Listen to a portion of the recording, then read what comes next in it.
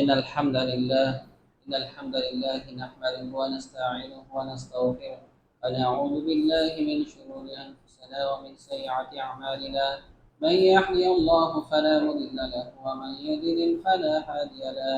وأشهد أن لا إله إلا الله وحده لا شريك له وأشهد أن محمدا عبده ورسوله. أما بعد فإن خير الحديث كتاب الله وخير الحديث حديث محمد صلى الله عليه وسلم وشر الأمور محدثاتها وكل محدثات بدعة وكل بدعة ضلالة وكل ضلالة في النار. أما بعد فأعوذ بالله من الشيطان الرجيم. يا أيها الذين آمنوا اتقوا الله حتى تقاته ولا تموتن إلا وأنتم مسلمون. يا أيها الناس اتقوا ربكم الذي خلقكم من نفس واحدة وخلق منها زوجها وبث منهما رجالا كثيرا ونساء. واتقوا الله الذي تساءلون به والأرحام إن الله كان عليكم رقيبا. يا أيها الذين آمنوا اتقوا الله وقولوا قولا سديدا يصلح لكم أعمالكم ويغفر لكم ذنوبكم ومن يطع الله ورسوله فقد فاز فوزا عظيما. عن أبي رضي الله عنه قال رسول الله صلى الله عليه وسلم: من صلى العشاء في جماعة فكأنما قام نصف الليل ومن صلى الصبح في جماعة فكأنما صلى الليل كله. رواه أبو داود بإسناد صحيح. قال رسول الله صلى الله عليه وسلم: وصيام يوم عاشوراء أحتسب على الله أن يكفر سنة. رواه أبو داود بإسناد صحيح. আলহামদুলিল্লাহ, যাবতীয় প্রশংসা গুণগান সেই আল্লাহ সুবহানাহু ওয়া তাআলার জন্য, যার অপার অনুগ্রহে আজকে জুমার দিনে আল্লাহ সুবহানাহু ওয়া তাআলা আমাদের মসজিদে আসার এবং খুতবা শোনার তৌফিক দান করেছেন।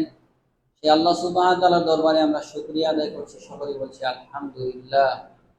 দরুদ এবং সালাম বর্ষিত হোক আমাদের প্রিয় নবী সাইয়্যিদুল মুরসালিন খাতামুন নবীন নবী মুহাম্মদুর রাসূলুল্লাহ সাল্লাল্লাহু আলাইহি ওয়াসাল্লামের প্রতি।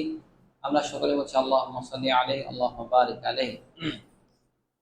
সম্মানিত উপস্থিতি, আমাদের মুহররম মাস চলতেছে, সম্মানিত মাস। তো আজকে আমার জুমার খুতবার বিষয় হচ্ছে রাসূল সাল্লাল্লাহু আলাইহি সাল্লামের হারানো সুন্নাত। এই সম্পর্কে আলোচনা করব ইনশাআল্লাহ। আল্লাহ যেন তৌফিক দান করেন। ওয়া মা তৌফিক ইল্লা বিল্লাহ, আলাইহি তাওয়াক্কালতু ওয়া ইলাইহি উনীব। আসলে বর্তমানে রাসূল সাল্লাল্লাহু আলাইহি ওয়াসাল্লামের যে সুন্নাহগুলো রয়েছে, অনেক সুন্নাহ আমরা ভুলে বসতে শুরু করে দিয়েছি। এই সুন্নাহগুলো থেকে আমরা দিন দিন বিমুখ হতে শুরু করে দিয়েছি। তো আজকে এই সুন্নাহ নিয়ে আলোচনা করব ইনশাআল্লাহ। আল্লাহ যেন তৌফিক দান করেন। ওয়া মা তৌফিক ইল্লা বিল্লাহ, আলাইহি তাওয়াক্কালতু ওয়া ইলাইহি উনীব। সম্মানিত উপস্থিতি, প্রথমে যেটা বলবো এক নম্বরে, সেটা হচ্ছে উজু করে ঘুমানো। দেখেন, আমরা প্রায় হয়তো অনেকে দোয়া পড়ি, কিন্তু উজু করে ঘুমাই খুব কম।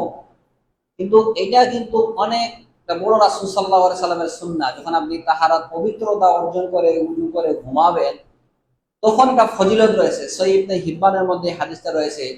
আল্লাহ রাসূল সাল্লাল্লাহু আলাইহি সাল্লাম বলেছেন, মান বাতা তাহিরান বাতা ফি শিয়ারি মালাকুন লা ইয়াসতির। যখন কোনো ব্যক্তি উজু করে ঘুমায়, তখন তার মাথার পাশে একটা মালাইকা থাকে। কি করে? তার মাথার পাশে একজন মালাইকা আসে এবং তার জন্য দোয়া করে, আল্লাহুম্মা গফিরলি আবদিকা ফুলান ফা ইন্নাহু বাতা তাহিরান। হে আল্লাহ, তুমি এই ব্যক্তিকে ক্ষমা করো।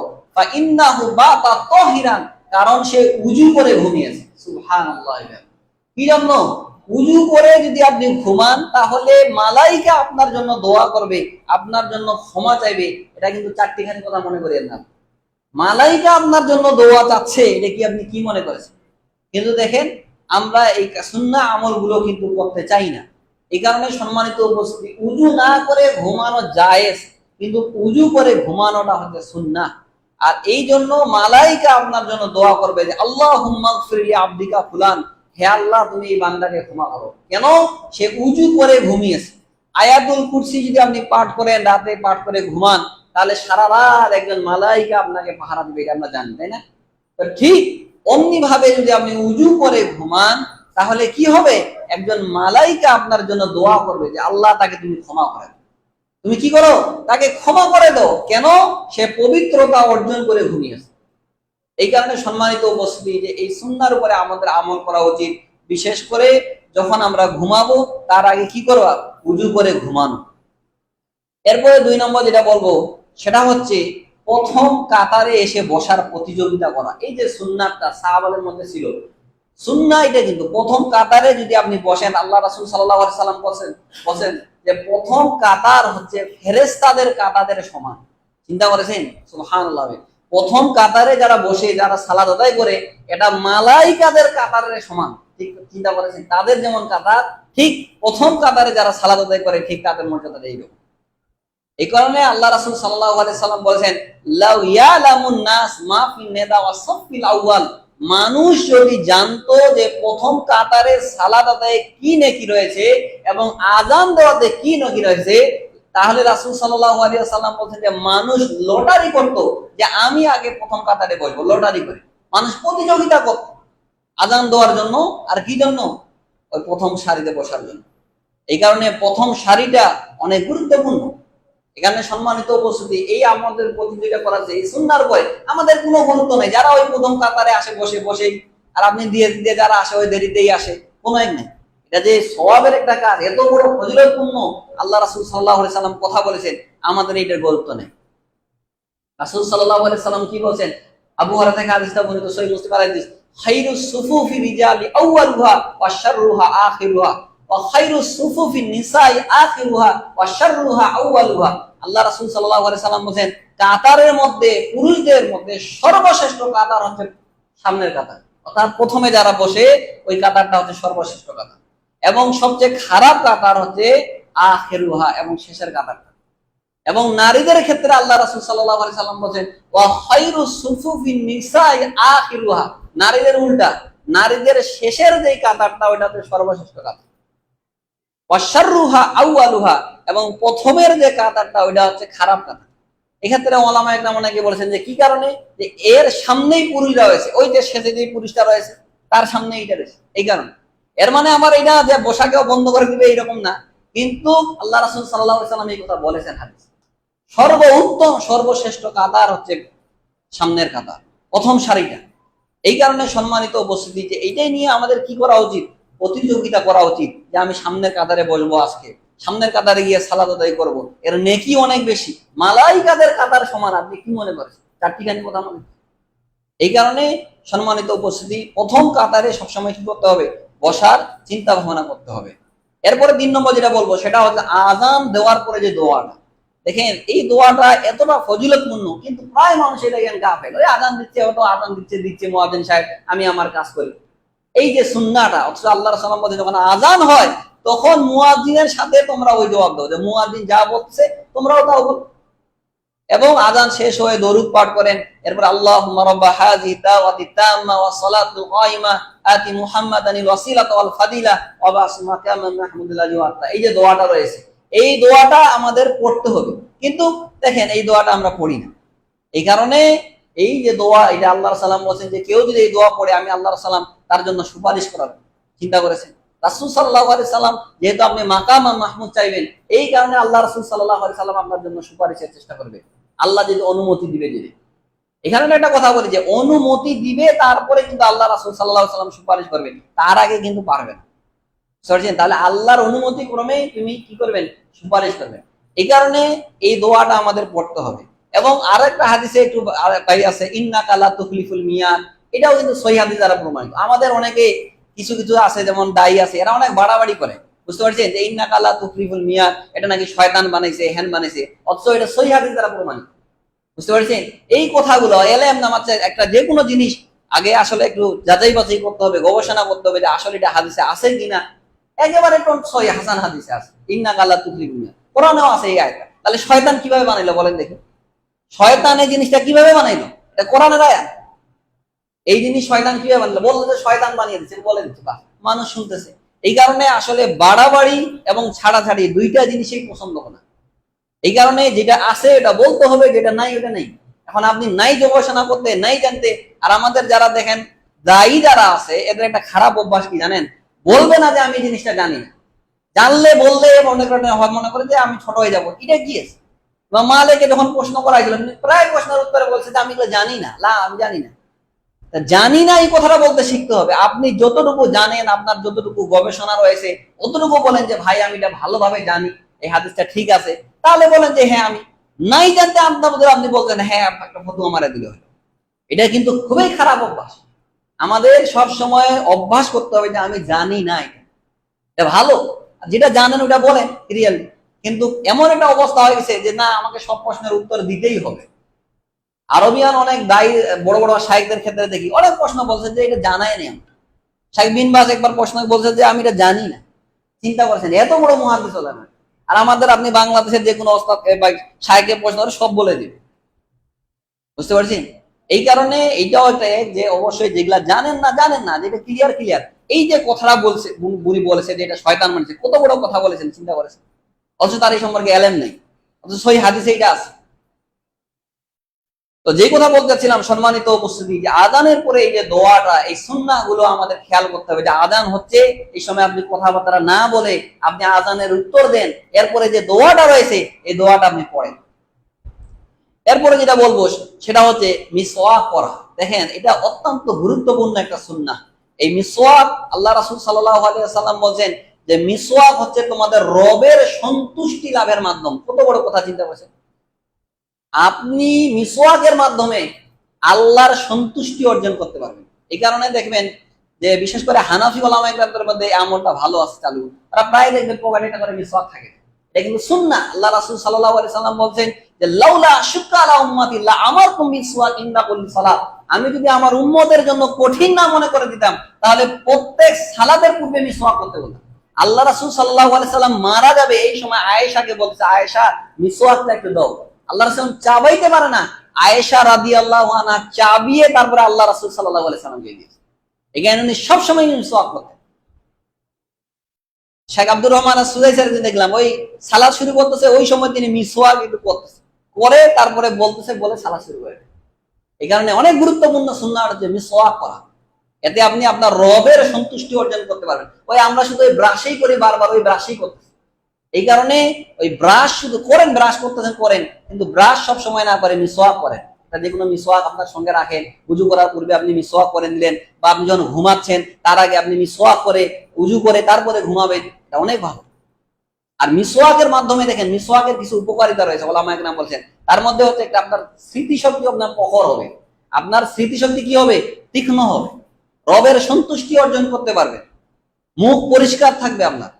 এই উপকার অনেকগুলো উপকারিতা রয়েছে, এগুলো বলা যায় অনেক, ওইদিকে আমি যাচ্ছি না। তো বড় যেটা একটা গুরুত্ব সেটা হচ্ছে আপনার স্মৃতিশক্তি ভালো থাকবে। বিশেষ করে যারা ছাত্র রয়েছে তাদেরকে বলবো সবসময় মিসওয়াক করতে। আরবিয়ানদের দেখেন এদের স্মৃতিশক্তি এত প্রখর কেন, তীক্ষ্ণ কেন? আর মিসওয়াক করে সবসময় বেশি হয়ে যায়। এই কারণে মিসওয়াকের একটা গুরুত্ব রয়েছে যে স্মৃতিশক্তি অনেক বেশি প্রখর হয়, আপনার রবের সন্তুষ্টি অর্জন করতে পারবে। এরপর যেটা বলবো সেটা হচ্ছে যে মাগরিব এবং ফজরের সময় 10 বার একটা দোয়া রয়েছে। এই দোয়াটা কিন্তু অত্যন্ত, আমরা দেখেন বেশিরভাগ এই সময় যারা আহলে হাদিস দেখেন মুনাজাত করি না, ওই সালাত শেষ হয়ে গেল প্রায় মানুষই উঠে দরদর করে চলে যাচ্ছে। এই যে রাসূল সাল্লাল্লাহু আলাইহি সাল্লামের এতগুলো সুন্নাহ আমল রয়েছে, সালাত শেষ হলো আপনি বলেন আস্তাগফিরুল্লাহ, আল্লাহুম্মা আনতাস সালাম ওয়া মিনকাস সালাম, তাবারাকতা ইয়া জাল জালালি ওয়াল ইকরাম, আল্লাহুম্মা আইন্নি আলা যিকরিকা ওয়া শুকরিকা ওয়া হুসনি ইবাদাতিক, আয়াতুল কুরসি পাঠ করা, সূরা ইখলাস, ফালাক, নাস একবার পরে পাঠ করা। এই যে এতগুলো আমল রয়েছে, আমরা এগুলো করতে চাই না। আমরা শুধু নিজেকে দাবি করবো আহলে হাদিস, কিন্তু আমলের ক্ষেত্রে আমি করবো না। আপনি আহলে হাদিস দাবি করেন, 10টা হাদিসও আপনি পড়েন না, নবীর জীবনী আপনি জানেন না। আপনাকে যদি বলা যায় রাসূলুল্লাহর জন্ম কবে, হাহালা বলতে পারবেন।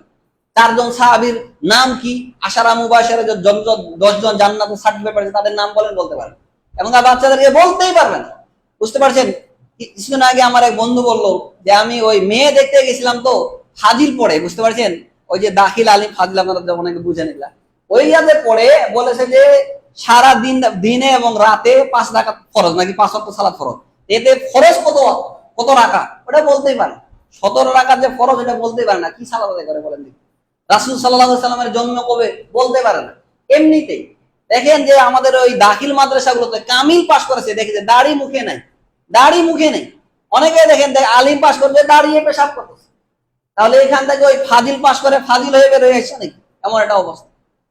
ওরা দেখে কিছুই হয় না, এমন একটা অবস্থা দাখিল মাদ্রাসাগুলো। বুঝতে পারছেন? তো এমন একটা অবস্থা, এতগুলো পড়ালেখা করে যদি আপনার সন্তানটাকে মাদ্রাসায় মনে করছে যে দাখিল মাদ্রাসা ওইখানেই পড়াই, আপনি মারা গেলেন আপনার জানাজাটাও পড়াইতে পারেন না, তাহলে কি লাভ হইলো বলেন? ওই শুধু ওই পাশ করার জন্য পড়ালেখা করতেছে।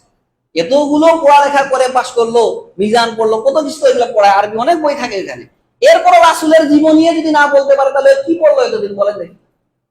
আল্লাহ রাসূল কত সালে জন্ম করেছেন মৃত্যুগুলো বলতেই পারেন।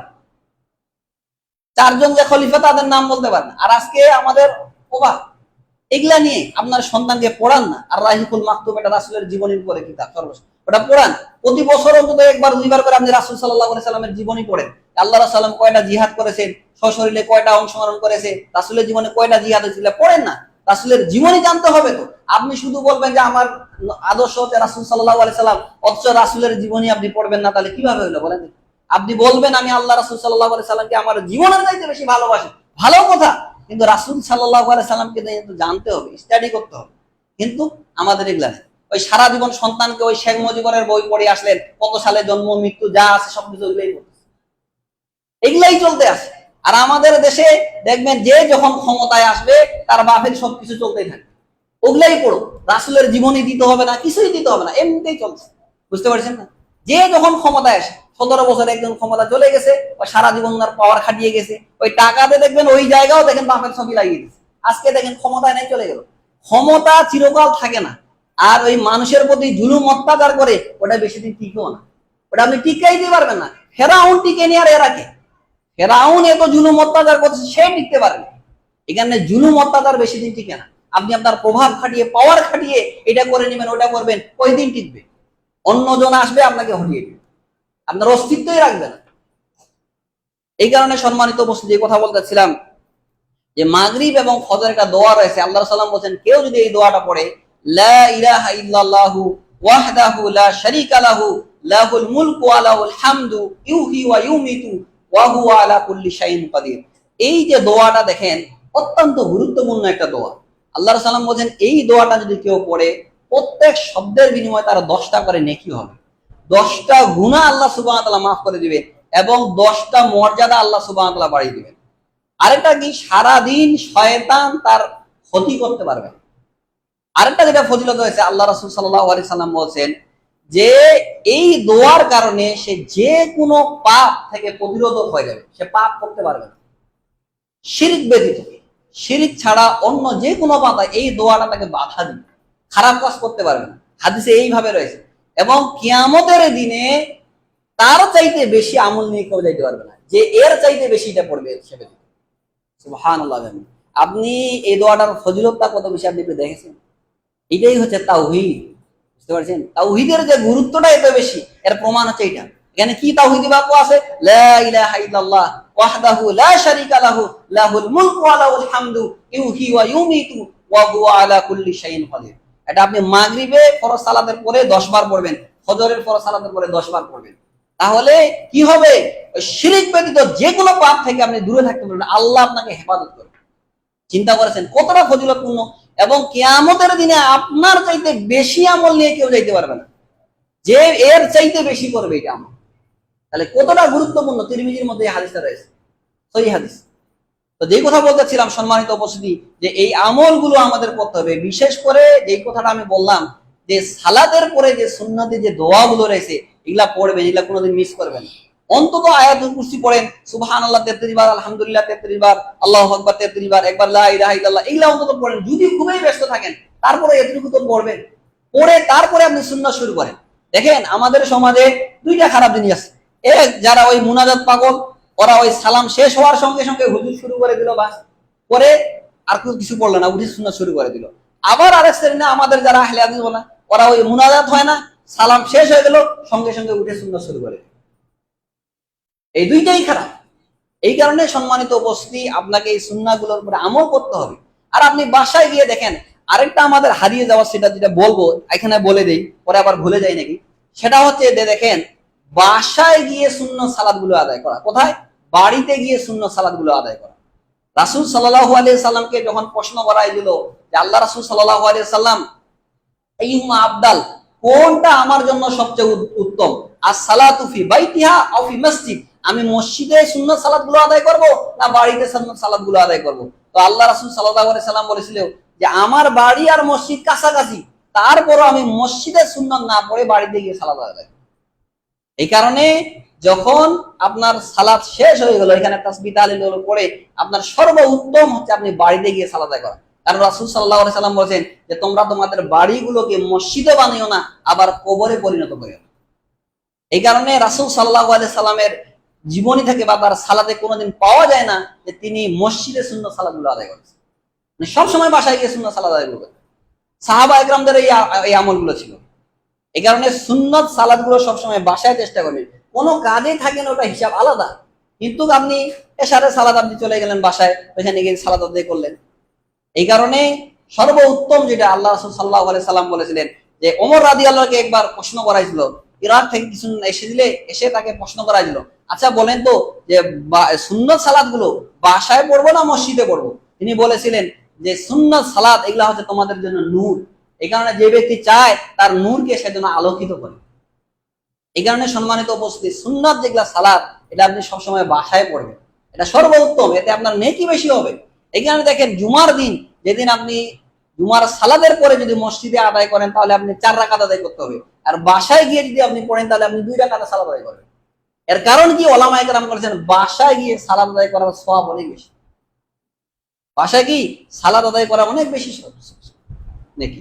কারণ আল্লাহ রাসূল সাল্লাল্লাহু আলাইহি সাল্লাম বলেছেন যে যে ব্যক্তি বাসায় গিয়ে সালাত আদায় করে আর যে ব্যক্তি বাসায় গিয়ে সালাত আদায় করে না, অর্থাৎ বাসায় জিকির আজগার করে আর যে করে না, কামাসালিল হাই ওয়াল মাইত, তাদের উদাহরণ হচ্ছে একজন জীবিত আর একজন জীবিত। চিন্তা করেছেন? এই কারণে বাসায় গিয়ে জিকির আজগার করেন, ওইখানে গিয়ে সালাত আদায় করবেন, মানে এটা জিকির আপনার, তাই না? এই কারণে বাসায় গিয়ে সালাতগুলো আদায় করেন, সবসময় চেষ্টা করেন। একান্ত যখন আপনি বাইরে থাকবেন ওটা হিসাব আলাদা। এই সুন্নাহ আজকে আমাদের থেকে উঠে গেছে। আমরা সব সালাত ওই বিতের থেকে শুরু করে যা আছে সবকিছু মসজিদে পড়ে দিই। মসজিদের জন্য সর্বোত্তম হচ্ছে শুধু আপনি ফরজ যে সালাত, ওই সালাত আপনি মসজিদে পড়বেন, আর সুন্নাহ গুলো আপনি বাসায় গিয়ে পড়বেন। এরপর যেটা বলবো সেটা হচ্ছে যে বৃষ্টি যখন হবে এই সময় দোয়া করা, এই সুন্নাহটা আজকে আমাদের উঠে গেছে। দেখেন যখন বৃষ্টি হইতো আল্লাহ রাসূল সাল্লাল্লাহু আলাইহি সাল্লাম তখন দোয়া করতেন, আর আল্লাহ রাসূল সাল্লাল্লাহু আলাইহি সাল্লাম বলেছেন যে 3 সময়ের দোয়া কোনোদিন আল্লাহ সুবহানাহু ওয়া তাআলা ফেরত দেন না, তার মধ্যে যখন বৃষ্টি হয় এই সময় দোয়া করা। এছাড়া আযান এবং ইকামতের যে মাঝে এই সময়গুলোতে দোয়া করা। এই কারণে বৃষ্টি হচ্ছে আল্লাহর কাছে বেশি বেশি করে দোয়া করে, আল্লাহুম্মা সাইয়্যিবান নাফিয়া, এটা তো বলবেনই যে আল্লাহ তুমি মুষলধারে উপকারে বৃষ্টি বর্ষণ করো। আরো যত দোয়া রয়েছে এই সময় আপনি করেন, কারণ এই সময় দোয়া কবুল হওয়ার আশাটা অনেক বেশি।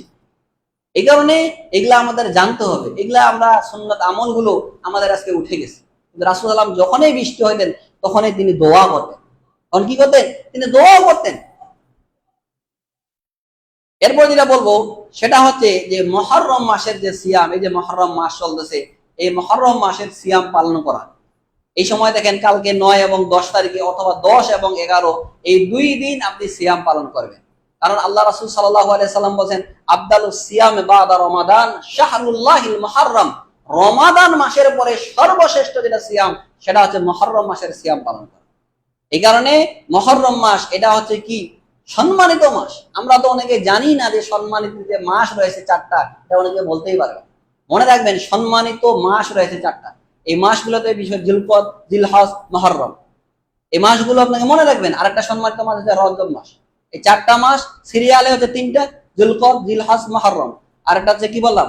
রজব মাস। এই 4টা হচ্ছে সম্মানিত মাস, কিন্তু আমাদের মুসলিমদের এগুলোর খবরই নেই, কোনো বলতেই পারবে না। বুঝতে পারছেন?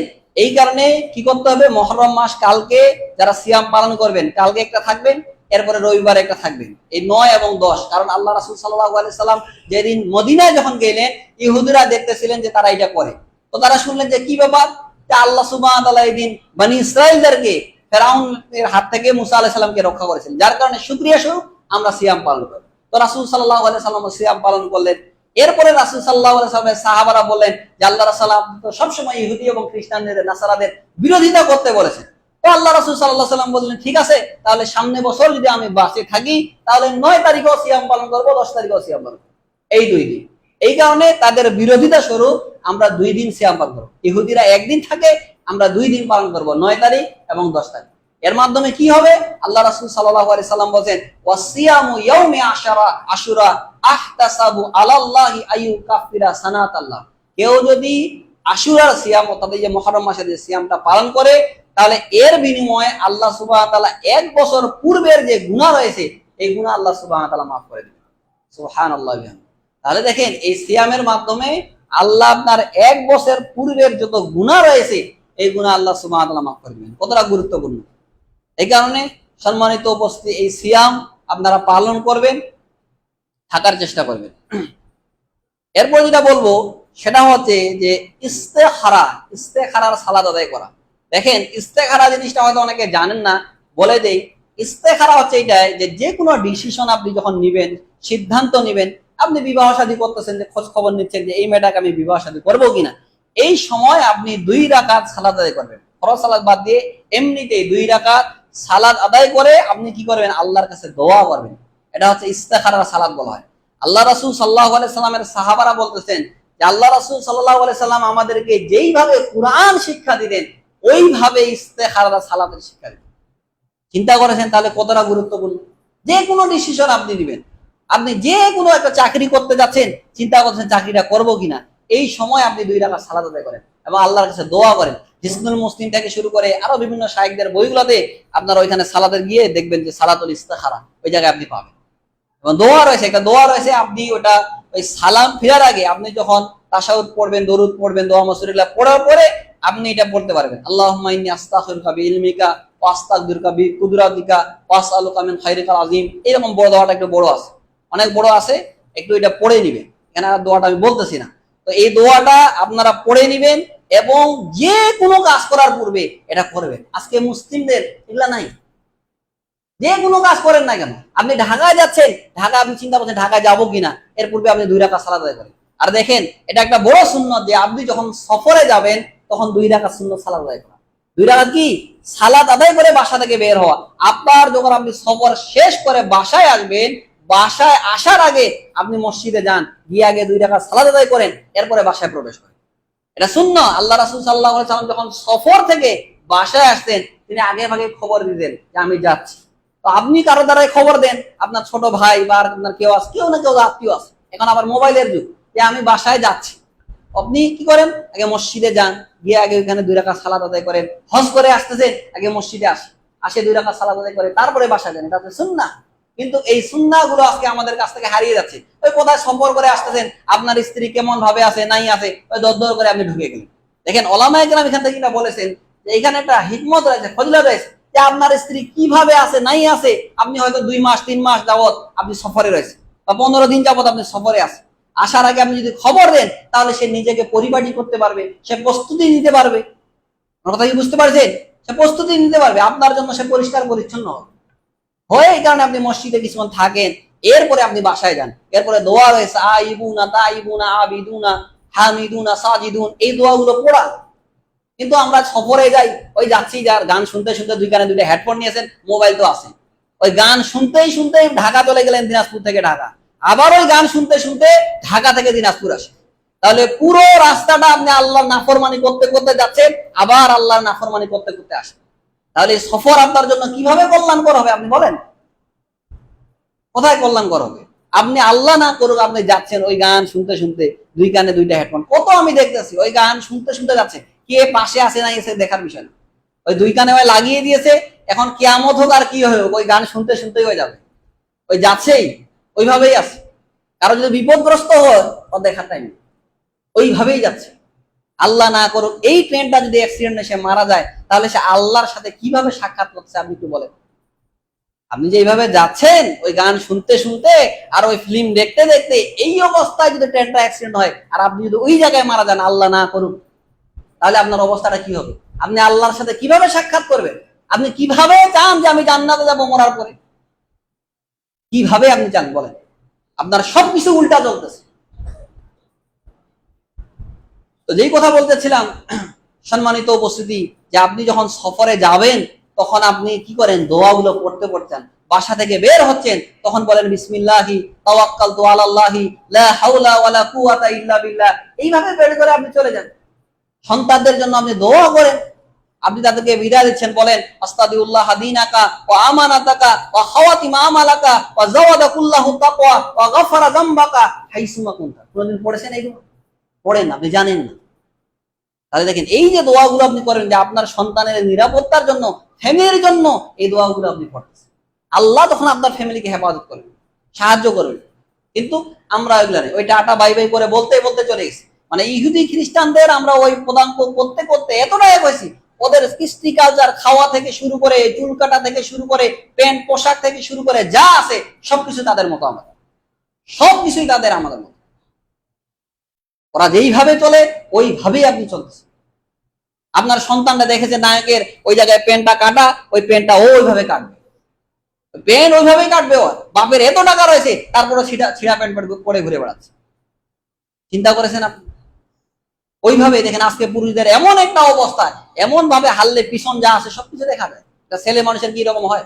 অথচ রাসূল সাল্লাল্লাহু আলাইহি সাল্লাম বলেন, সালাসাতুন, তিন শ্রেণীর ব্যক্তি যারা রয়েছে, যাদের দিকে আল্লাহ দয়ার দৃষ্টিও দিবেন না, যাদেরকে আল্লাহ রহম করবেন না, ওয়ালাহুম আযাবুন আলীম, এবং তাদের জন্য রয়েছে যন্ত্রণাদায়ক শাস্তি। তার মধ্যে আল মুসবিল, যারা পায়জামা এবং প্যান্ট আগনার নিচে পড়ে। তো আপনার সন্তানটা তো দিন রাত সবসময় এই প্যান্টটা ঝুলে ধরে পড়ে আছে, আপনিও কিছু বলেন না, আপনার স্ত্রীও কিছু বলেন। আপনারা দুইজনে নাকি আবার মাস্টার ডিগ্রি পাস করেছেন, আপনার এই বিদ্যাটাকে ধিক দিয়েছেন আল্লাহ রাসূল সাল্লাল্লাহু আলাইহি ওয়াসাল্লাম। এই কারণে আল্লাহ রাসূল সাল্লাল্লাহু আলাইহি ওয়াসাল্লাম সবসময় দোয়া করতেন, আল্লাহুম্মা ইন্নী আউযুবিকা মিন ইলমিন লা ইয়ানফা। আল্লাহ, আমি ওই এলেম চাই না যেই এলেম আমার উপকারই করে না। তো আপনি এলেম অর্জন করেছেন, এলেম তো আপনার কোনো কাজে দেয় না, জাতির তো কোনো উপকার করে না। জাতির উপকার তো দূরে থাকা, আপনার নিজের উপকার করে না। এইভাবে চললে আপনি জাহান্নামে যাবেন আগে। রাসূল সাল্লাল্লাহু আলাইহি ওয়াসাল্লাম বলেন, সহিহ মুসলিমের হাদিস। তাহলে এত শিক্ষা অর্জন করলেন, কি লাভ হলো বলেন? এই কারণে আল্লাহ সাল্লাম বিদ্যাতে দোয়া করতেন, আল্লাহ আমি ওই বিদ্যা চাই না যেই বিদ্যা উপকার করে না। তা আপনার বিদ্যা তো আপনার কোনো উপকারই করে না, কি লাভ হলো?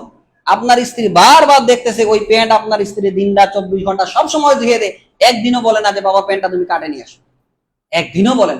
আপনার সন্তানটা সালাত আদায় করে না, আপনার স্ত্রী একদিনও বলে না। দিন রাত 24 ঘন্টা ওকে খাবার দিচ্ছে, সবকিছু বলতেছে, বাবা এটা খাও ওইটা খাও, কি নিবে নাই নিবে সব খেয়াল আছে। কয়টার সময় প্রাইভেট আছে, ওখানে নিয়ে যেতে হবে, আনতে হবে, সব সিস্টেম ঠিক আছে। কিন্তু শুধু আল্লাহর নাফরমানে, আল্লাহর যে আনুগত্য করতে হবে, ওই সিস্টেমগুলো ঠিক নেই, সালাতে যাই না। অথচ রাসূল সাল্লাল্লাহু আলাইহি ওয়াসাল্লাম কি বলেন, মুরু আওলাদাকুম ফিস সালাতি ওয়া হুম আবনা 7 সিনিন ওয়াদিরিবুহু আলাইহা ওয়া হুম আবনা 10 সিনিন। যখন তোমাদের সন্তানদের 7 বছর বয়স হয়, তখন তাদেরকে সালাতের জন্য তাগিদ দাও। আপনি কয়দিন বলেছেন? আপনি বলেন আব্বু সালাত আদায় করো, আব্বু সালাত আদায় করো, এইভাবে আদর দিয়ে বলতে হবে। যখন 10 বছর হবে, তখন তাকে পিটিয়ে সালাত আদায় করবে, ফাররিকু বাইনাল মাদাজি, এবং তার বিছানা পৃথক করে দিতে হবে। চিন্তা করেছেন? কিন্তু আজকে আমাদের এটা কিছু নেই। দেখেন, এই জায়গায় একটা কথা বলি, যে আমাদের যখন বাচ্চারা বড় হয়ে যায়, যখন ছাবালক হয়ে যায়, দুই ভাই এক বিছানায় থাকে, এইরকম না একটা রুমেই থাক, কিন্তু তাদের বিছানা দুইটা আলাদা দেন, ছোট ছোট বেড নিয়ে আসেন, সেই দিকে থাকলে ভাই থাকে। এটা সুন্নাত। কারণ আল্লাহ সাল্লাম বলেছেন যে একজন পুরুষ একটা বিছানার চাঁদের উপরে বা কম্বল যেটা বলি আমরা, এই ওর উপরে থাকতে পারেন, ঢাকা নিয়ে থাকতে পারবেন। দুইজন নারী তারা ওইভাবে থাকতে পারবে, পৃথক ভাবে থাকতে হবে। এই কারণে তাদেরকে কি করে দিতে হবে? পৃথক করে দিতে হবে। এক রুমে থাক, আপনার রুম কম, এক রুম আপনি দুইটা বেড নিয়ে আসেন, একটা এখানে থাকলে ওইখানে থাকে, হস্টেলে যেভাবে থাকে ওইভাবে রাখে। কিন্তু আমরা দেখবেন যে দুই ভাই একই বিছানায় থাকে, দুইজন মেয়ে আছে একই বিছানায় থাকে। এই কারণে যে কথা বলতেছিলাম সম্মানিত উপস্থিতি, যে এই যে কৃষ্টি কালচার গুলো, এগুলা তাদেরকে শিখান। এদের আমরা শিষ্টাচার শিক্ষা দিচ্ছি না। বাসায় আপনি প্রবেশ করতেছেন, আপনার সন্তান আপনাকে সালামেই দেয় না, এমনিতেই আছে, তাহলে কি শিষ্টাচার শিখাচ্ছেন? অথচ রাসূল সাল্লাল্লাহু আলাইহি ওয়াসাল্লাম কি বলেন, মান উলিদা লাহু ওয়ালাদুন ফালিয়হসিন ইসমাহু ওয়া আদাবাহু। যখন কারো সন্তান জন্মগ্রহণ করবে, তার একটা সুন্দর নাম রাখবে এবং তাকে শিষ্টাচার শিক্ষা দেবে। আপনি দেখা হলে আপনার সন্তান তাকে সালামেই দেয় না, কি তাহলে শিক্ষা দিলেন বলেন দেখি আপনি? শিক্ষককে ঠিকই সালাম দিচ্ছে, কিন্তু প্রথম তো পারিবারিক শিক্ষাটা তো ওইখানে পাওয়া উচিত। আমাদের ছেলেরা অনেকে বলে যে আমার বাপকে সালাম দিতে আমার শরম লাগে, লজ্জা লাগে। চিন্তা করেছেন, বাসায় ঢুকে সালাম দেয় না। অথচ যেই বাসায় আপনি ঢুকলেন, সালাম দিয়ে যদি আপনি না ঢুকেন, তাহলে শয়তান আপনার সঙ্গে এই বাড়িতে ঢুকবে। খাওয়ার সময় যদি আপনি বিসমিল্লাহ না বলেন, শয়তান আপনার সঙ্গে খাবে। এই কারণে এই বিষয়গুলো অবশ্যই আপনি খেয়াল দেখেন। তো যে কথা বলতে যাচ্ছিলাম, সম্মানিত উপস্থিতি, সন্তানকে শিষ্টাচার দেন। আপনার স্ত্রী যদি কিছুই ভাবে না দেয়, তাহলে ওই স্ত্রীকে রেখে আপনার কি হবে? ও তো আপনাকে জাহান্নামে নিয়ে যাবে। অথচ আল্লাহ কি বলছেন? কু আনফুসাকুম ওয়া আহলিকুম নারা, তোমরা নিজে বাঁচো এবং তোমাদের পরিবারকে, আহালকে জাহান্নামের আগুন থেকে বাঁচাইতো। তো আপনি, আমি গত জুমায় বলেছেন যে আপনার সন্তানটা সালাতেই আদায় করে না, ও আপনার ওয়ারিসই হইতে পারবে না। আপনি কি মনে করেছেন সন্তান যদি সালাত আদায় না করে ওয়ারিস হতে পারবে না? আপনি সালাত আদায় করেন, আপনার অভিভাবকত্ব কাটি যাবে। আপনি যদি আপনার মেয়েকে বিবাহ দেন, ওই বিবাহ অ্যাকসেপ্ট হবে না, গ্রহণযোগ্য হবে না ইসলাম। কারণ আপনি কাফের, আপনি মুরতাদ হয়ে গেছে। ওর জবাইকৃত জিনিস খাওয়া যাবে না। কতটা ভয়াবহ চিন্তা করেছেন? শেখ সালেহ আল উসাইমিনের একটা কিতাব রয়েছে, হুকমু তরিকুস সালাত, সালাত পরিত্যাগকারীর বিধান।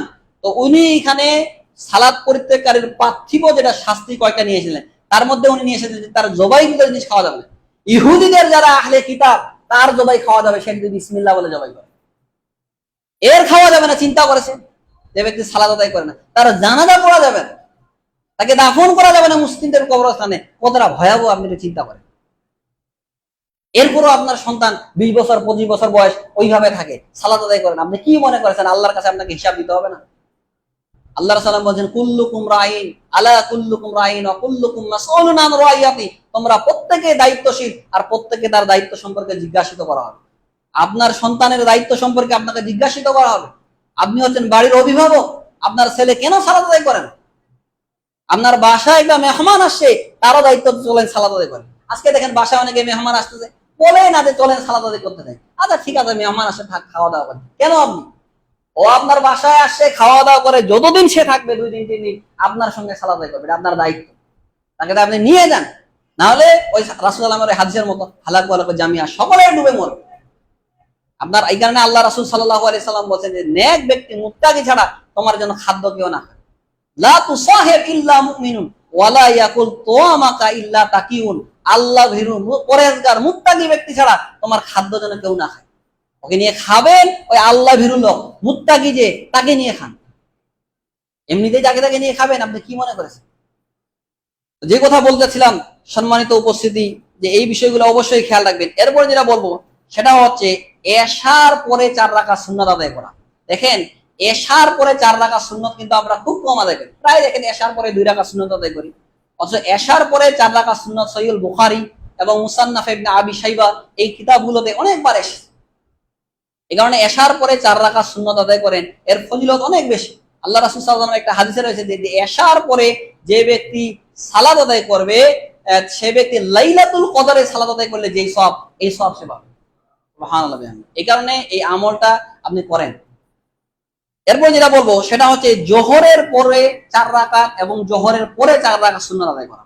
আল্লাহ রাসূল সাল্লাল্লাহু আলাইহি সাল্লাম বলেন যে মান সাল্লা ক্বাবলা যুহরে ওয়া আরবাইন বাদাহা হারামাল্লাহু আলান নার, যে ব্যক্তি জোহরের পূর্বে 4 রাকাত সুন্নাত আদায় করবে এবং জোহরের পরে 4 রাকাত সুন্নাত আদায় করবে, হারামাল্লাহু আলান নার, আল্লাহ তার উপরে জাহান্নামকে হারাম করে দিবেন। সুবহানাল্লাহ, একবারে সহিহ হাদিস, শুনুন।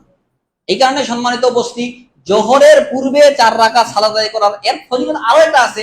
অন্য হাদিসে রয়েছে যে মান সাল্লা ক্বাবলা যুহরে, যে ব্যক্তি জোহরের 4 রাকাত সালাত আদায় করবে, সেটা হচ্ছে কি কানাকা কামিসতি তাহাজ্জুদা, তাহাজ্জুদ সালাত আদায় করলে যেই সওয়াব হবে, এই সওয়াব হবে আপনি জোহরের পূর্বে যদি 4 রাকাত সুন্নাত আদায় করেন। চিন্তা করেছেন? এবং রাসূল সাল্লাল্লাহু আলাইহি সাল্লাম বলেন যে জোহরের যখন সময় হয়ে যায়, এই সময় আসমানের দরজা খুলে দেয়। এই কারণে আল্লাহ রাসূল সাল্লাল্লাহু আলাইহি ওয়াসাল্লাম জোহরের পূর্বে 4 রাকাত, অর্থাৎ ফরজ সালাতের পূর্বে 4 রাকাত সুন্নাত আদায় করেন। তিনি বলতেছেন যে আমি চাই যে আমার নেক আমলগুলো আল্লাহ সুবহানাহু ওয়া তাআলার কাছে পেশ করা হোক। অত্যন্ত গুরুত্বপূর্ণ একটা সময় হচ্ছে এই জোহরের সময়টা। এই কারণে এই সময় কি করবেন, বেশি বেশি করে দোয়া করবেন, একটু মসজিদে তাড়াতাড়ি আসার চেষ্টা করবেন, এসে 4 রাকাত সুন্নাত আদায় করে বসবেন। বসার পরে একটু দোয়া করেন। কেন? আসমানের দরজা খুলে দেওয়া হয়েছে। আপনি চিন্তা করেছেন? আসমানের দরজা এই সময় খোলা আছে। এখন আপনি বেশি করে দোয়া করেন। তো যেই কথা বলতেছিলাম, সম্মানিত উপস্থিতি, যে এই আমলটা আমাদের সমাজ থেকে অনেকটাই উঠে গিয়েছে। জোহরের পূর্বে এবং পরে 4 রাকাত সুন্নাত যদি আপনি আদায় করেন, আপনার জন্য জাহান্নাম হারাম হয়ে যাবে। আপনি কি মনে করেছেন? চারটিখানি কথা নাকি? আর এই আমলটা করেও কিন্তু অনেক কঠিন। এমন একটা সময় যে এই সময় আপনি ব্যস্ত আছেন, বিজি থাকছেন। হ্যাঁ, আপনি জোহরের পূর্বে 2 রাকাতও পড়তে পারেন, পরেও 2 রাকাত পড়তে পারেন, ওটা ঠিক আছে, ওটার ফজিলত আলাদা। দিন রাতে যদি আপনি 12 রাকাত সুন্নাত পড়েন, তাহলে জান্নাতে আপনার জন্য একটা ঘর নির্মাণ হবে। এটা ঠিক আছে, এই হাদিসটাও সহি, কিন্তু এটার ফজিলত আরেকটা। জোহরের পূর্বে আপনি 4 রাকাত সুন্নাত আদায় করেন এবং পরে আপনি 4 রাকাত সুন্নাত আদায় করেন এবং নিয়মিত করেন, হাদিসের যে কন্টিনিউ আপনি যদি করেন তাহলে আপনার জন্য জাহান্নাম হারাম হয়ে যাবে। এরপর যেটা বলবো সেটা হচ্ছে যে মাঝে মধ্যে খালি পায়ে হাঁটাহাঁটি করা। মাঝে মধ্যে কি করা? খালি পায়ে হাঁটাহাঁটি করা, এটা কিন্তু সুন্নত। একবার এক সাহাবী তিনি এক জায়গায় গিয়েছে, গিয়ে আরেকজন বলতেছেন সাহাবীকে, কি বাবা তোমার পায়ে জুতা নেই কেন? তো তিনি বলছেন যে রাসূল সাল্লাল্লাহু আলাইহি সাল্লাম আমাদের বলেছেন মাঝে মধ্যে যেন খালি পায়ে হাঁটাহাঁটি। এই কারণে সম্মানিত উপস্থিতি, মাঝে মধ্যে কি করবেন, সবসময় জুতা না পরে মাঝে মধ্যে একটু খালি পায়ে হাঁটাহাঁটি করবেন। এরপর যেটা বলবো সেটা হচ্ছে যে হেলান দিয়ে খাবার না খাওয়া। আমরা দেখেন প্রায় বাসা চেয়ার টেবিল প্রায় মানুষ ওই হেলান দিয়ে খাবার খাই, অর্থাৎ রাসূল সাল্লাল্লাহু আলাইহি সাল্লাম এটা পুরো নিষেধ করেছে যে হেলান দিয়ে তোমরা খাওয়া দাওয়া করবে। এই কারণে আপনি মাটিতে বসে খান বা যদিও চেয়ার টেবিলে খান জায়েজ, কিন্তু আপনার কি হবে, হেলান দিয়ে আপনি খাইয়েন, হেজ দিয়ে আপনি খাওয়া দাওয়া করেন, এটা আল্লাহ রাসূল সাল্লাল্লাহু আলাইহি নিষেধ করেছে। এই কারণে এই সুন্নাহগুলো আমাদের আমল করতে হবে। ওই চেয়ার টেবিলে যে সবসময় দেখেন হেলান দিয়ে আপনি খাচ্ছেন, এগুলা থেকে দূরে তো থাকেন। এরপর যেটা বলবো সেটা হচ্ছে যে একত্রে খাবার খাওয়া। দেখেন একত্রে যখন আপনি খাবার খাবেন এটা কিন্তু সুন্নাত। মানুষের বারাকা হ্রাস হওয়ার একটা কারণ হচ্ছে একত্রে খাবার না খাওয়া। এক সাহাবী একবার এসে আল্লাহ রাসূল সাল্লাল্লাহু আলাইহি সাল্লামকে বলেন, আল্লাহ রাসূল সাল্লাম আমরা খাবারের মধ্যে বরকত পাই না, বারাকা পাই না। তো আল্লাহ রাসূল সাল্লাম বললেন যে তোমরা কিভাবে খাবার খাও? একা একাই খাই। তো আল্লাহ রাসূল সাল্লাম বলেন না, একাকি না খেয়ে একত্রে খাও, তাহলে ওই জায়গায় বরকত হবে। এই কারণে আপনি আপনার স্ত্রী আপনার সন্তানকে নিয়ে একটা প্লেটে একটা গামলাতে ওইখানে নেন, ওই জায়গায় বরকত না দেবে। দেখেন আরবিয়ানদের মধ্যে এই সিস্টেম এখনো চালু রয়েছে। যারা আরব দেশে থাকে, যারা প্রবাসী আছে তারা জানে, বা যারা গিয়েছে তারা বলতে পারে, ওরা সব সময় এই বড় একটা গামলা ওই জায়গায় নিয়ে পাশ দিয়ে সবাই খাচ্ছে। এই কারণে এই সুন্নাহগুলো আমাদের চালু করা হতো। সব সময় না পারলে রাতে আপনি বাসায় থাকেন, ওই সময় অন্তত খাওয়ার চেষ্টা করেন। কিন্তু আজকে আমাদের এগুলো নেই। ওই ছেলে এক রুমে খায়, স্ত্রী এক রুমে খাচ্ছে, আপনি এক রুমে খাচ্ছেন, ওই টেলিভিশন দেখতেছেন আর খাওয়া দাওয়া করতেছেন। সব তো না ফরমানি, ওই খাচ্ছে, হয় টেলিভিশন দেখে, ওই না হয় মোবাইল টিপতেছে, টিপতেই আছে আর খাচ্ছে। এই যে রিজিক আল্লাহ আপনাকে দিয়েছে, এই যে নিয়ামতটা আল্লাহ তো আপনার কাছে কেড়ে নিতে পারত কি না? আপনি খাচ্ছেন, কত মানুষ আছে খাইতেই পারে না, টাকা পয়সা আছে তারপর খাইতে পারে। আল্লাহ আপনাকে এত বড় একটা নিয়ামত দিয়েছেন, এই নিয়ামতের আপনি না শুকরিয়া কেন করতেছেন বলেন দেখি? আল্লাহর কি আপনি একটু শুকরিয়া আদায় করতে পারেন না? একটু আলহামদুলিল্লাহ বলতে পারেন না? এটা তো নাই। ওই মোবাইল টিপতে টিপতেই খাবেন, কখন বিসমিল্লাহ বলবেন এটাও ভুলে যাবেন, খাওয়ার শেষে আলহামদুলিল্লাহ বলতে হবে এটাও ভুলে যাবেন। বুঝতে পারছেন? দেখেন এত গুরুত্বপূর্ণ। খাওয়ার শেষে একটা কথা বলি, যে খাওয়ার সময় এই দোয়াটা শেষে কেউ মিস করবেন না। আল্লাহ রাসূল বলেছেন খাওয়ার শেষের পরে যে এই দোয়াটা করেন, আলহামদুলিল্লাহিল্লাযী আত'আমানি হাযা ওয়া রাযাকানি মিন গায়রি হাওলিন মিন্নি ওয়ালা কুওয়া। এই দোয়াটা যদি আপনি পড়েন, আল্লাহ সাল্লাম বলছেন তার পূর্বের যত গুনাহ রয়েছে আল্লাহ সুবহানাহু ওয়া তাআলা সব গুনাহ মাফ করে দিবেন। সুবহানাল্লাহ। আপনি চিন্তা করেছেন এই একটা দোয়া পড়ার কারণে আল্লাহ রাসূল বলছেন কদ গুফিরা লাহু মা তাকাদ্দামা মিন জামবি, পূর্বের যত গুনাহ রয়েছে আল্লাহ সব গুনাহ তার মাফ করে দিবেন। কিন্তু আমরা এই দোয়াগুলো পড়ি না। এতটা গুরুত্বপূর্ণ কেন জানেন? এই যে আলহামদুলিল্লাহ, আল্লাহ এতটা খুশি হন। আল্লাহ রাসূল হাদিসে বলেছেন যে আল্লাহ ওই বান্দার উপরে সবচেয়ে বেশি খুশি হয়ে যান, রাজি হয়ে যান, যে এক লোকমা খাবার খায় আর আলহামদুলিল্লাহ বলে। চিন্তা করেছেন আল্লাহ কতটা খুশি হয়ে যায়, আমার বান্দা আমার শুকরিয়া আদায় করতেছে। শুধু আলহামদুলিল্লাহ বলার কারণে আল্লাহ তার প্রতি রাজি হয়ে যায়, সন্তুষ্ট হয়ে যায়। এক লোকমা খাবেন, আলহামদুলিল্লাহ বলেন, আবার খাচ্ছেন, আবার আলহামদুলিল্লাহ বলেন। কেন? রিজিক আল্লাহ আপনাকে দিয়েছে, এই নিয়ামত আল্লাহ আপনাকে দিয়েছেন, আপনি কতটা সৌভাগ্যবান। যে কথা বলতেছিলাম, সম্মানিত উপস্থিতি, হেলান দিয়ে খাবার না খাওয়া, একত্রে খাবার খাওয়া, এগুলো হচ্ছে সুন্নত। এরপর যেটা বলবো সেটা হচ্ছে যে স্ত্রীর যে রান্না বান্না করে এগুলাদের ভুল না ধরা। আমাদের অনেকে কি আছে দেখেন, একটু রান্না বান্নাটা একটু খারাপ আছে, হ্যাঁ তুমি কি রান্না করেছো, বাপের বাড়ি জীবনে রান্না বান্না করেনি, যত প্রকারের বলে আছে সব ঠেকাই। আপনি একটু চিন্তা করেছেন আপনার স্ত্রীটা আপনার জন্য তার নিজের বাবার বাসা ছেড়ে এখানে এসেছে, এসে আপনার সে কাজ করতেছে, আপনার শার্টটা ধুয়ে দেন, রেখে দেন, ময়লা শার্টটা সে ধুয়ে দেন, আপনার ওটা প্রয়োজন ওটা সে আপনাকে দিচ্ছে, যখন যেটা আপনি চাচ্ছেন ওটা দিচ্ছে। তার সবচেয়ে বড় যেটা হচ্ছে তার যৌবন কালটা সে আপনার বাড়িতে কাটিয়ে দিচ্ছে, তারপরও আপনি তার সঙ্গে খারাপ ব্যবহার করেন, তাকে ধরে ধরে পিটাচ্ছেন। আচ্ছা রাগ সোজা হইতেই পারে, স্বামী স্ত্রীর মধ্যে অল্প কিছু হবে, তার মানে এই না তো আপনি আপনার স্ত্রীকে যা তা বলে সবসময় গালি দিবেন, তাকে পিটাবেন। এটা কেমন? আল্লাহ রাসূল বলছে তোমাদের কি লজ্জা হয় না যে যেই স্ত্রীকে ধরে তুমি পিটাবে আবার রাতে তুমি তার সঙ্গেই থাকবা? এই কারণে দেখেন স্ত্রী সৎ, এটা হচ্ছে আল্লাহর পক্ষ থেকে একটা নিয়ামত, এক করতে পারেন। খাওয়া দাওয়া প্রতিদিন কি সমান হবে নাকি? কম বেশি তো হতেই পারে। তাই বলি আপনি তাকে যা তা বলে গালি দিবেন, এটা কোনোদিন ঠিক না।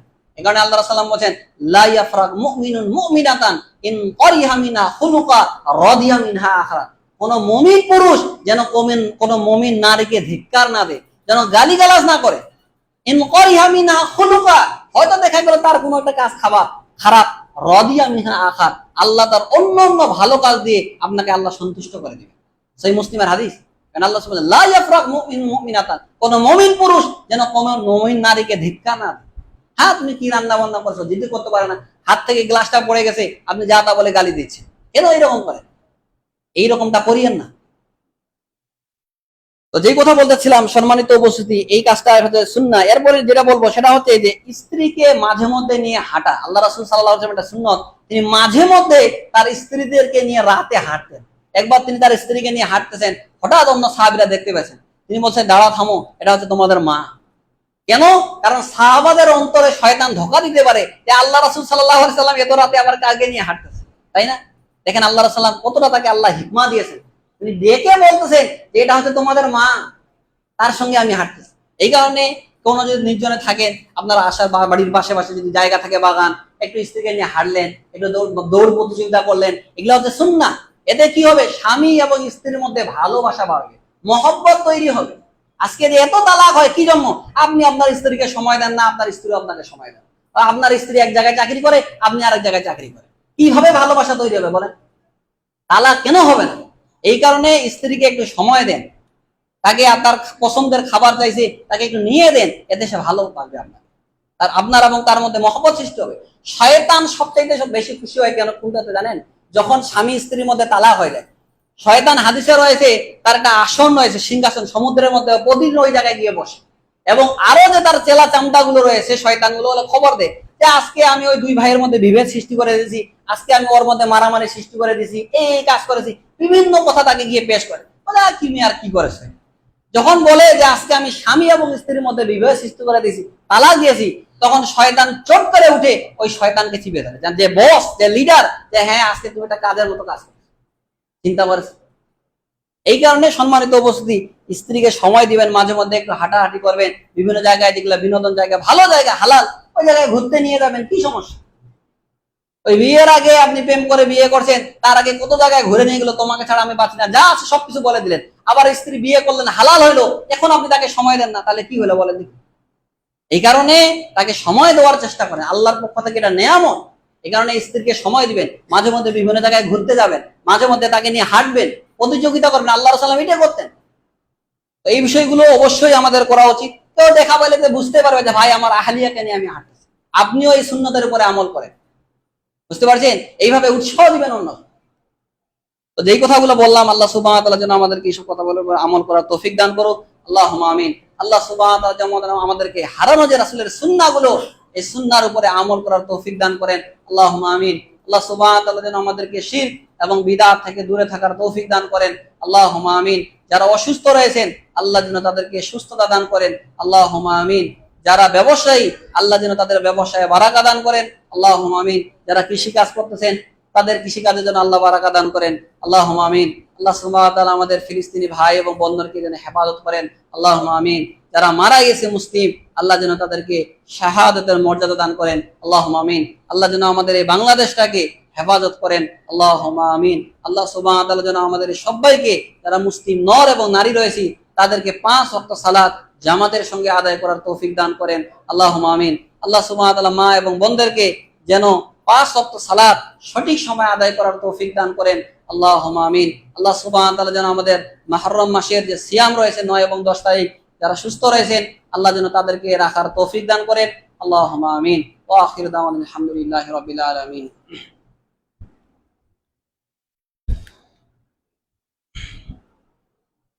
আলহামদুলিল্লাহি ওয়াহদা ওয়া সলাতু ওয়া সালামু আলা মান লা নাবিয়্যা বা'দা। আম্মা বা'দ, ফাআউযু বিল্লাহি মিনাশ শাইতানির রাজীম। ইন্নাল্লাহা ওয়া মালাইকাতাহু ইউসাল্লুনা আলান নবী ইয়া আইয়ুহাল্লাযীনা আমানু সাল্লু আলাইহি ওয়া সাল্লিমু